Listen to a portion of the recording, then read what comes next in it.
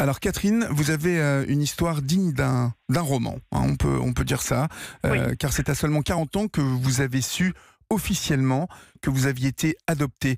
Ça vous est tombé dessus comment, cette nouvelle ?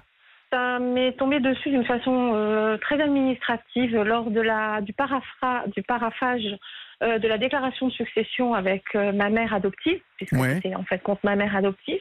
Et donc, comme je travaillais dans une banque, j'avais l'habitude de tout lire. Donc, j'ai tout relu.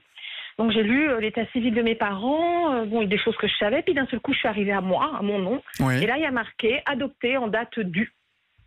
D'accord, c'est-à-dire que si vous n'aviez pas relu, ça serait passé comme ça en fait. Vous pensez que ça aurait pu, oui, c'était le challenge il avait misé, disons que le notaire qui s'est permis de dévoiler ce secret, qui n'avait pas le droit, m'avait bien cerné, avait vu que j'étais quelqu'un de très carré, qui vérifiait tout, qui quand on me demandait des documents, c'était fait correct, quelqu'un de méticuleux. Donc il s'est dit que comme il me sentait méticuleuse, il doutait que j'allais tout lire. D'accord. Il avait misé là-dessus, ça aurait en effet pu passer à côté. Est-ce que vous vous doutiez de quoi que ce soit ? Depuis toute petite. Ah, depuis toute petite, ouais. Depuis toute petite. D'abord, en fin de compte, j'étais adoptée parce que je suis une enfant de remplacement, quand on refait l'histoire. Et je me souviens très petite avoir accompagné mes parents sur la tombe de leur fils et de m'être dit, oulala, et j'avais 5 ans, un grand maximum, et de me dire, oulala, ils sont très malheureux. Et je vais pas en rajouter. Il va falloir que je sois très sage, très gentille. Et c'est ce que j'ai été toute ma vie. J'ai toujours plié. C'est-à-dire que les seules fois où j'ai essayé de dire ce que je voulais, ce que je pensais, c'était pas possible. C'était eux qui avaient la parole, moi j'étais qu'une enfant. Comment est-ce que vous avez réagi qu'est-ce qui s'est passé dans votre tête au moment où vous réalisez tout ça ? La première chose, c'est que, comme on dit souvent, on se détache de son corps, on se voit et on se dit mais c'est pas moi, tiens, c'est comme dans les films à la télé. Donc je me suis mise à pleurer, je n'ai pas eu de son qui est sorti de ma bouche. Donc il y avait ma mère à table, mon mari, mes enfants, quand même il y avait tout le monde là. Et c'était juste avant Noël 2005. Et mon mari se dit, oh là là, qu'est-ce qui arrive ? Qu'est-ce qu'elle a encore fait, la belle-mère ? En pensant à ma mère qui avait encore fait quelque chose. Elle avait été très Tati Daniel depuis les 6 mois, donc depuis le décès de son mari. Donc il se disait qu'il nous tombait encore quelque chose, qu'elle m'avait encore fait une méchanceté. Et là, j'ai pas pu, je lui ai juste montré. J'ai mis le doigt sur le papier en lui disant, voilà. Et là, lui, il lui a dit, mais Josette... je vous l'ai encore dit il y a quelques jours qu'il y avait quelque chose qui n'allait pas. Et elle a dit oui, mais de toute façon, sa mère n'était pas quelqu'un de bien ou quelqu'un d'intéressant. Lorsque vous parlez d'enfants, de remplacement, à quoi faites-vous allusion exactement ? Mes parents ont eu un fils.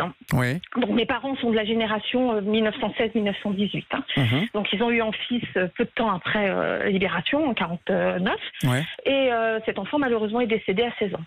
Donc, ils se sont retrouvés à 50 ans, un petit peu plus de 50 ans, avec un enfant unique décédé. Et donc, même mon père avait tellement peur que ma mère se foute en l'air qu'il a essayé de trouver une solution. La solution, ça a été de faire une demande d'agrément. Mais comme ils étaient quand même âgés, on leur proposait un enfant de 10 ans. D'accord. Mon père faisait partie des gens qui ne voulaient pas que ça se sache. Il ne fallait pas que ça se voie, il ne fallait pas que ça se sache. Et puis, il fallait pouvoir modeler l'enfant comme on voulait. Donc, il a fait jouer ses connaissances, l'argent, les connaissances, le pouvoir, pour, entre guillemets, arriver à avoir un enfant en bas âge. J'avais 2 ans et demi, 3 ans quand je suis arrivée dans leur foyer. Ça leur a coûté une certaine somme. C'est pour ça que toute mon enfance, j'ai entendu avec tout ce qu'on a fait pour toi. Mais c'était dit d'une façon... C'était lourd, tout ce qu'on a fait pour toi. Comme un reproche. J'ai compris après. Oui, voilà, avec tout ce qu'on a fait pour toi. Mais d'ailleurs, la réaction de ma mère, immédiatement après qu'elle ait lu le texte, qu'elle ait lu le papier, elle a dit de toute façon, tu as sorti de l'assistance publique, on ne sait pas comment t'aurais tourné si on t'avait pas sorti de là. Alors, dans ce contexte-là... Ce qui est faux, puisque je ne suis pas allée à l'ASE, ce qui est faux, parce que j'étais dans ma famille biologique. Vous allez me raconter ça après, justement. Est-ce que cela vous a soulagé d'apprendre ça, même si vous vous en doutiez ? Alors, oui, la première chose, c'est un gros soulagement, c'est dire je suis pas folle. Il y a plein de choses que je sentais pas, que je comprenais pas, plein de choses qu'on m'avait racontées qui tenaient pas la route, qui tiennent la route dans les oreilles d'un enfant, mais qui tiennent déjà moins la route quand on est adolescent, encore moins quand on devient adulte et qu'on devient soi-même maman. Donc là, il y avait beaucoup d'incohérences voilà. Mais moi, je me heurtais à un mur, Non, rien, un mur. Donc ça a été les premiers mois, les premiers mois, ça a été un soulagement. Après, une porte se ferme, on ferme un livre, ça y est, je sais ce que je chantais, c'était la vérité, mais ça ouvre d'autres questionnements.